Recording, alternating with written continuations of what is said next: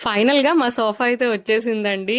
ఇంకా అక్కడే కూర్చొని మేము ఎక్కువ టైమ్ స్పెండ్ చేసేది హాల్‌లోనే అన్నమాట. టీవీ చూస్తూ ప్రిన్ను అక్కడే ఆడుకుంటాడు. సో, మంచిగా కూర్చొని టీవీ చూసుకుంటాడని తీసుకున్నాము. కంఫర్ట్ అయితే బావుందండి. యాక్చువల్‌గా శ్రీరామనవమి రోజే ఈవినింగ్ కాల్ చేశారు. ఇట్లా తెచ్చేస్తున్నామండి అంటే, సరే తెచ్చేసేయండి అనంటే వ్యాన్ మీద తెచ్చేసారనమాట. శ్రీరామనవమి రోజే వచ్చింది ఈవినింగ్ అట్లా. సో, ఆ రోజు మార్నింగ్ అనమాట నేను మా గార్డెన్‌లో కొన్ని ఫ్లవర్స్ అయితే కట్ చేసేసుకున్నానండి. ఇంకా నేను స్పెషల్‌గా పూజ అంటూ ఏం చేసుకోలేదు. నాకు బాబుతో అస్సలు అవ్వట్లేదనమాట. నార్మల్‌గా పువ్వుల్ని పెట్టేసుకొని నైవేద్యంగా బాదం పప్పు కొద్దిగా ఎప్పుడు పెడతాననమాట. అది పెట్టేసుకొని దీపం పెట్టుకున్నాను అంతేననమాట. ఇంక ఈవినింగ్ వచ్చేసింది కదా! వాడైతే అలా చూస్తున్నాడు మా బ్రెనుబాబు వింతగా అనమాట. ఇంకా కవర్స్ అన్నీ చింపేశాడు. చింపేసి ఫస్ట్ వాడే కూర్చున్నాడనమాట. తర్వాత ఇంకా ఈవినింగ్ అట్లా అయింది. పార్క్‌కెళ్దామని వెళ్తే అక్కడ ఒక పాప ఉంటే బాల్‌తో ఆడుకుంటున్నాడనమాట.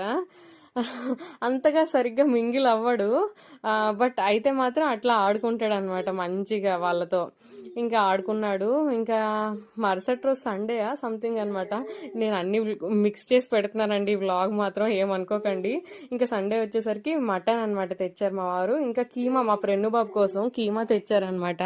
మెత్తగా ఉంటుంది కదా కీమా. అయితే టేస్ట్ చాలా బాగా వచ్చిందండి. మా ఫ్రెండ్ బాబు తిన్నాడనమాట మంచిగా. ఇంకా అలాగా సోఫా మీదకి ఎక్కుతూ దిగుతూ ఆడుకుంటున్నాడు అనమాట. సోఫా కంఫర్ట్ అయితే బాగానే ఉందండి, పర్వాలేదు. ఇంకా సోఫా కవర్స్ కూడా తీసుకోవాలి. లేకుంటే వీడు చేసే అక్కడే సుస్సు అంతా చేస్తున్నాడు అనమాట. కవర్స్ తీసుకోవాలి.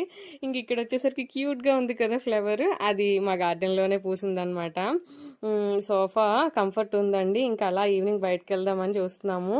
అంతే ఈ వీడియో. బాయ్.